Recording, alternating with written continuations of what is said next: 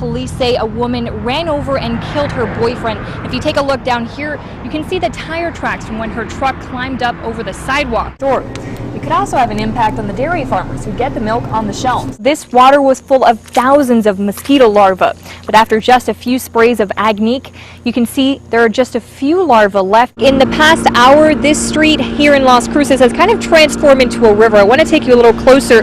This water is starting to die down a little bit, but if you look out there, it actually was as high as the sidewalk. Into the meals, and any leftovers get put into buckets like this one. And it comes right back outside where it's turned into compost, and that's because of this, all the pollen that it releases, and that is what you breathe in. This is such a dangerous situation. We actually have to keep our distance from what police are working on back there. They even gave me and my photographer these bulletproof vests. Take a look at this. This is just some of the severe damage in Columbus, New Mexico. Now out here in Las Cruces, it's a sunnier picture. I'm using a decibel meter on my phone to figure out just how loud the generator in my live truck is. And it's telling me it's about 90 decibels.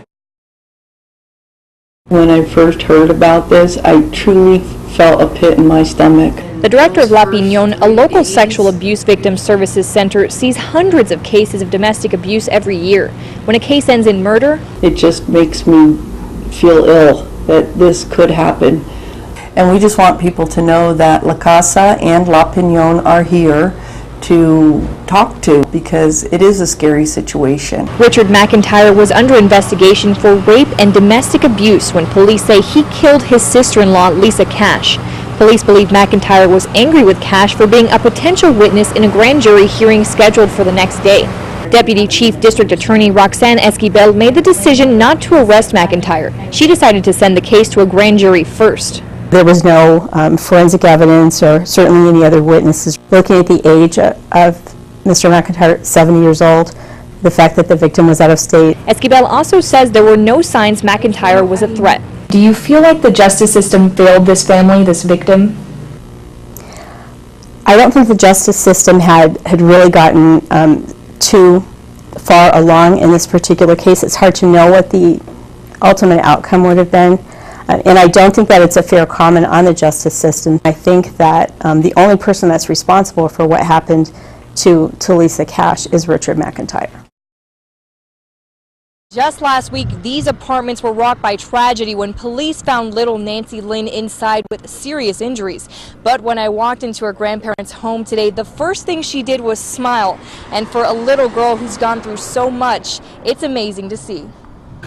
To have her here right now is the best thing in the world. Big blue eyes and a smile to match. 19-month-old Nancy Lynn is a typical curious little girl. Because she's all smiles and just wanting to be with people. But as soon as you see the casts on both her arms, it's clear she's dealt with more than your average toddler. Just days ago, Nancy Lynn was airlifted to the University Medical Center in El Paso with fractures in both her arms and bruises all over her body from abuse police say had been going on for months. Who would leave her to bleed and injured and wrapping her up like that and just leaving her there? I can't picture my daughter doing that. Nancy Lynn's grandfather, Jerry Hernandez, tells me after hearing what his daughter allowed to happen, he doesn't even know who she is anymore. I can't forgive her for this, not for this. Especially for her to stay outside smoking a cigarette and leaving her like that. No, I can't. And it's hard because it's like I'm losing one, but I've gained another. And he tells me if the reports are true, both his daughter and her boyfriend hold the blame. I hold them both accountable for that. They're both in that apartment. They're both taking care of her. So, yeah, she's as culpable as him. Hernandez says at this point he's grateful Nancy Lynn is alive and safe in the temporary custody of he and his wife. She's been doing good. She's sleeping, eating. She's interacting. From what I saw when I first walked into the hospital, and to now, it's like 100% change in her. Somewhere out here, buried under old tires, mangled fences, and trash, is a buried treasure, kind of.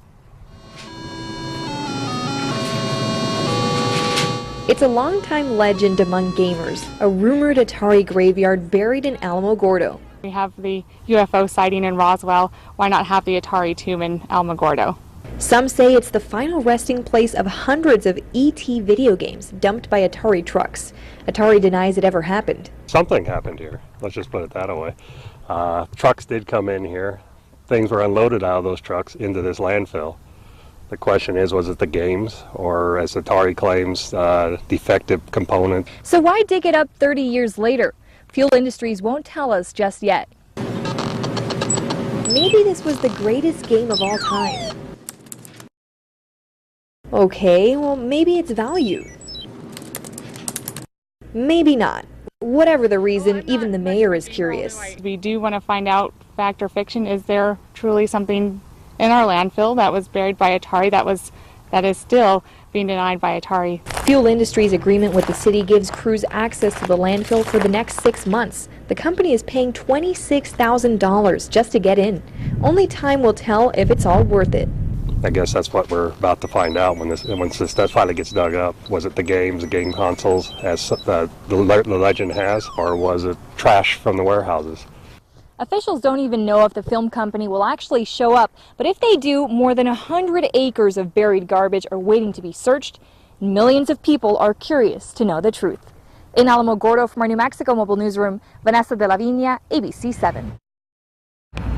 Maria, this is where police say a woman ran over and killed her boyfriend. If you take a look down here, you can see the tire tracks from when her truck climbed up over the sidewalk. 38-year-old Annette Larson Fushini is charged with murder and aggravated driving while intoxicated. Police say just after midnight, Fushini was driving with her boyfriend, Carlos Nevares. Police say the couple was arguing, and at some point, Nevares got out of the pickup truck. And that's when witnesses say Fushini ran over Nevares. Witnesses told police Fushini roughly turned Nevares' body over to give him CPR, and that's how officers found the couple when they arrived. She was there attending to him, or trying to, but he noticed an odor of alcohol emitting from her. The officer took over. The woman actually tried to walk away, but the officer ordered her to stick around. And she did, and we later found out that she was the driver of the vehicle, which is parked a ways down the road. And just a few minutes ago, a few of Nevares' friends stopped by to leave these flowers here. Now, hear what they had to say about this coming up on ABC 7 at 5. Live in Las Cruces from our New Mexico Mobile Newsroom, Vanessa de la Vina, ABC 7.